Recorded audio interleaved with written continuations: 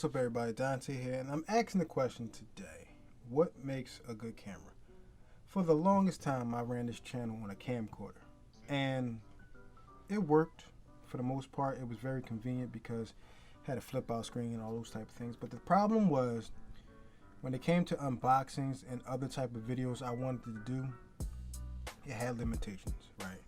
I couldn't zoom in to get certain shots. I couldn't get a wide enough angle because the lens on the camcorder wasn't so wide, and I didn't want to. And the way my basement is set up, I can't have it too far away. So that's one of the issues I came up with. So I had invested in a Sony A7 III, right? And this lens on it right now is a 24mm wide angle lens, prime lens. If you don't know what a prime lens is a lens that doesn't zoom. But I actually got one on there. I'm actually recording this on with a 24-70 zoom lens. And ever since I got these cameras, I've been doing so much more experimenting with certain angles, certain zooms, all that stuff. So that was the benefits of me upgrading to these cameras. And I wanted to throw this classic camera right here in. And this is the Sony RX100 Mark III. This ain't the latest one. I think it's up to 7 or something like that, where you get 4K, things like that. I actually shoot my thumbnails with this, and and you're probably wondering why not use these, because I don't use Photoshop yet, and I don't really compress the video, the picture file, so I can make it a thumbnail. So yeah, that's it. But one of the things I wanted to talk about is because I watched a couple videos on YouTube where a lot of guys were like Peter McKinnon. I came across his channel. He got rid of a bunch of cameras of his. He had like a boatload of them. And he said, why does he need all these cameras? He had a red camera, a Canon, I think C500, something like that. And he was like, yeah, these cinema cameras, they do this. And then he said the limitations that came with having these big cinema cameras were it ain't just a camera. You gotta have the crew. You gotta have certain battery packs and all this other stuff, and gimbals and rigs and stuff like that. So it ain't just one like run and gun type thing. And like when I look back at the cameras that I purchased, and like I said, these were big upgrades, and I'm still learning lenses and what's focal lengths and all that other stuff. I'm still learning that every day. That's why I like enjoy it. But it was hard because a lot of people ask me like, what's a good camera? It depends on what you do. You know what I mean?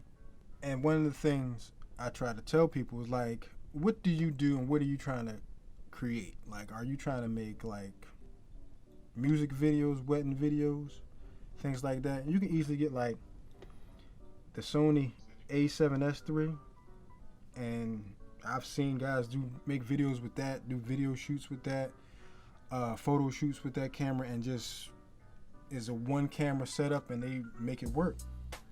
Because say if you don't have a crew, like, you know, a lot of big YouTubers got crews. If you just starting out and you just want a camera to kind of make good quality videos, take some pictures and things like that, and maybe have a side hustles of videos or wedding videos or orientations or something like that, all those type of things like that, getting those type of cameras right there will have you set up right pretty well. But when it comes to this business of content creators, we kind of fall into the trap of I need the most expensive camera because it can do X, Y, and Z. Sometimes these cameras like these are just as good. It's just what you can make out of it. Because we all fall into that trap of, if I have this camera, that means I can do X, Y, and Z. You can do X, Y, Z with this, but you just have to do it in a different way. And plus, it's probably not as heavy and be as bulky as a cinema camera is. You know, to each his own. Because if you're a vlogger, something like, well, not this one, I wouldn't recommend this one, but like the RX100 Mark 7, where you get 4K and you can kind of get a little stand for it and shoot vlog videos that way. Or even with one of these. Like I could do a vlog video with one of these, but only problem is the screen don't flip out. So you kind of got to guess and hope you're in the shot. That's the limitation to the A7 III to me. The screen don't flip out and don't flip up this way. So you kind of like stuck. Now, if somebody was asking me what camera to go with, I would say the A6400 or later, because that screen flips upward.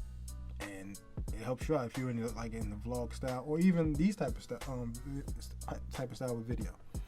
If you needed a hit like a roll shot and you want to see yourself in the lens and the frame, that's perfect for that. But this isn't. But see, right now I don't have an external monitor, so I lined it up a certain way, and now I'm doing it this way. And after it's all said and done, I go in and check it out in the video, see if I like it or not, or I have to do it all over. And like I was saying earlier, that it all depends on what you're trying to do with your camera. I always try to tell people, don't fall into that trap of, if I spend this amount of money, I can get this amount of quality. You can have the best camera and still get lousy quality if you don't know how to work everything what you got. So